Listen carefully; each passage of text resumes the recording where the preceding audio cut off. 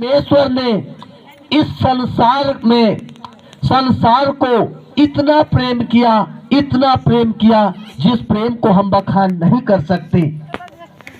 जैसे हम लोगों ने कुछ समय पहले सुन रहे थे कि परमेश्वर अपने भविष्यवक्ताओं के द्वारा बातें किया करता था कि एक कुंवारी गर्भवती होगी और पुत्र दे जन्म देगी, उसका नाम यीशु रखेगी। और तमाम मेरे प्रियो, हे ये प्रातः तू जो छोटा है, तुझे हजारों में तू गिना नहीं जाता, लेकिन तुझ में से एक अधिपति निकलेगा, एक ज्योति के समान चमकने वाला एक मनुष्य निकलेगा। ये तमाम इत्यादि परमेश्वर ने अपने नबियों के द्वारा संसार के लोगों से बात किया था। मेरे प्रियो, समय के पूर्ण में हम लोग देखने पाते हैं कि मरियम जो यूसुफ का मंगेतर थी, मेरे प्रियो मंगेतर थे, और उस समय देखने पाते हैं कि अपना बैतुलहम नासरत, मेरे प्रियो बैतुलहम से दूर रह करके अपना जीवन यापन करते थे। और प्रियो, एक ऐसा समय हुआ उस राजा के समान जो प्रियो हर मनुष्य का अपने जन्मभूमि में उनका जनगणना हो। और प्रियो वे नासरत से प्रियो बैतुलहम को नाम लिखवाने के लिए आए। वो अकेले नहीं प्रियो, बहुत से लोग लौटे। मेरे प्रियो, मैं कहना चाहूंगा, अभी देख साल पहले प्रियो हमारे लोग भी दूर दूर शहर में जा करके अपना जीवन यापन कर रहे थे। जब लॉकडाउन हो गया तो लोग लौट रहे थे। कितना भारी संकट पड़ा, गाड़ी घोड़ा सब बंद हो गया। परेशानी हुआ कि नहीं हुआ? हुआ मेरे प्रियो। उससे बढ़ करके उन दिनों में भी प्रियो यूसुफ मरियम जो गर्भवती थी, वह प्रियो पुत्र को जन्मने का समय था। वो प्रियो दूर स्थान से बैतुलहम को नाम लिखवाने के लिए ला रहा था। मेरे प्रियो, उस समय प्रियो उतना कठिन परिस्थिति के साथ वह बैतुलहम में आया। और मेरे प्रियो, कितने लोग उस बैतुलहम में आ करके डेरा जमा चुके थे, लेकिन मेरे प्रियो वहां यूसुफ और मरियम के लिए सराय में कोई जगह नहीं था, कोई जगह डेरा नहीं मिला। लेकिन हम दोनों देखने पाते हैं कि यूसुफ अपने मंगेतर मरियम को एक गौशाला के घर में प्रियो ले करके गया। और उस समय मरियम प्रियो प्रसव पीड़ा से भरी हुई थी। और उस समय प्रियो वह गौशाला जहां गाय रहता है, जहां बैल रहता है, वैसा जगह में अपनी मंगेतर मरियम को लेकर के जाता है। और प्रियो वहीं पर मरियम यीशु मसीह को जन्म देती है। किसको जन्म देती है? यीशु मसीह। जैसा ही वह जन्म लिया, स्वर्ग से मेरे प्रियो वह दूत गनेरियों तक पहुंच गया। संसार में कितना भटका होगा, लोगों तक गया होगा, लेकिन सब लोग गहरे नींद में सो रहे थे। लेकिन आज बाइबल बताती है कि बहुत सारे गनेरिया लोग अपने भेड़ की रखवाली कर रहे थे, मैदान में बैठ करके। मेरे प्रियो, उनके पास स्वर्गदूत आ करके खड़ा हुआ। तब वो लोग डर गए। तब दूत ने क्या कहा? मत डरो, मैं तुम्हें बड़े आनंद का सुसमाचार सुनाता हूं, जो सब लोगों के लिए होगा। किसके लिए होगा? सब लोगों के लिए होगा, जो इस दुनिया में जितने लोग, सबके लिए होगा। और कहता कि आज दाऊद के नगर में तुम्हारे एक उद्धारकर्ता जन्मा है, और वह मसीह प्रभु है। और उसको कपड़े में लिपटा हुआ और चरनी में पड़ा हुआ पाओगे। इस संदेश को गंडेरियों के पास स्वर्ग से मेरे प्रिय स्वर्गदूत आकर के इस संदेश को पहुंचाया।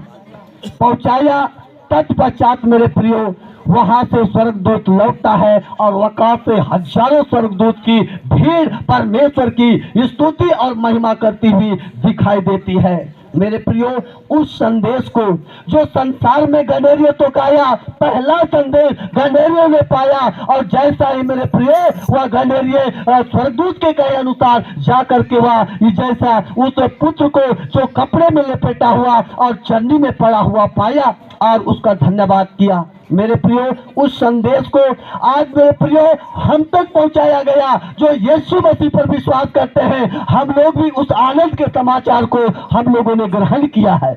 और इस ठंड में प्रियो उस आनंद के समाचार को सुनने और सीखने के लिए आज हम इस पहाड़ के कोने में आए हुए हैं। तो मेरे प्रियो आज सचमुच में जो यीशु मसीह को भली बातें नहीं पहचानता, मैं कहना चाहूंगा कि आज मेरे प्रियो यीशु मसीह आज से 2000 वर्ष पहले इस जगत में जन्म ले चुका है। लेकिन आज जो कहता है कि यीशु मसीह जन्म लेगा तो आओ प्रियो वो गौशाला में नहीं, प्रियो धरती में नहीं, पर एक एक लोगों के जीवन रूपी चरनी में जन्म लेगा, जीवन रूपी चरनी में जन्म लेगा। और जब जन्म लेगा मेरे प्रियो मेरे और आपके जीवन के चरनी में, तो आपका सारा जीवन बदल जाएगा मेरे प्रियो, बदल जाएगा।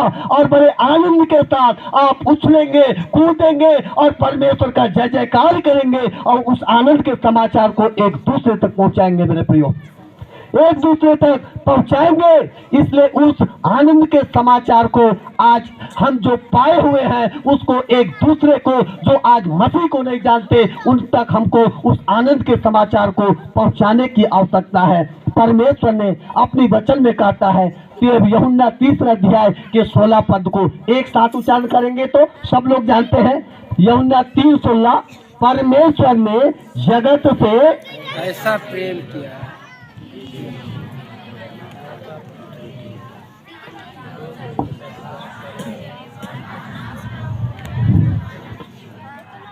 धन्यवाद। हाँ मेरे प्रियो, जब परमेश्वर ने स्वर्ग से हम सब किसके बेटे बेटियां हैं? परमेश्वर के हम बेटे बेटियां हैं। जब परमेश्वर के ने स्वर्ग से देखा मेरे बेटे और बेटियां आज मुझे भूल गए, सबके सब भेड़ों के समान भटक चुके हैं, कोई इसके खोज करने वाले नहीं है।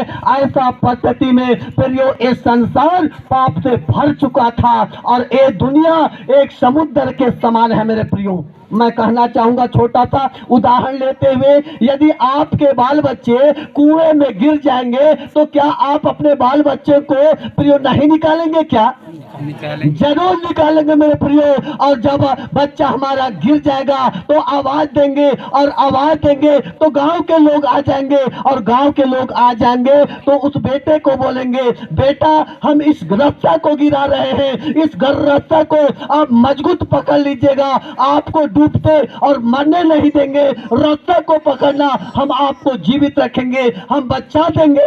ऐसा मेरे प्रियो तब उस कुएं में गिरे हुए बच्चा के लिए हम एक रस्सा गिराते हैं, और बच्चा जब शब्द को जानता है, बात को जानता है, तो रस्से को पकड़ लेता है मजबूत, और गांव के लोग उस बच्चे को डूब के मरने से वो खींच करके बाहर निकालते हैं। बच्चा मर जाता है कि बच जाता है? बच जाता है। ठीक मेरे प्रियो, इसी प्रकार परमेश्वर ने स्वर्ग से देखा एक दुनिया एक पाप के समुद्र के समान है, और इस समुद्र में परमेश्वर के बेटे और बेटियां डूब रहे थे, मरने के कगार में थे। तब परमेश्वर ने इतना प्रेम किया, इतना प्रेम किया कि परमेश्वर ने स्वर्ग से इस पृथ्वी पर एक रस्सा को गिराया।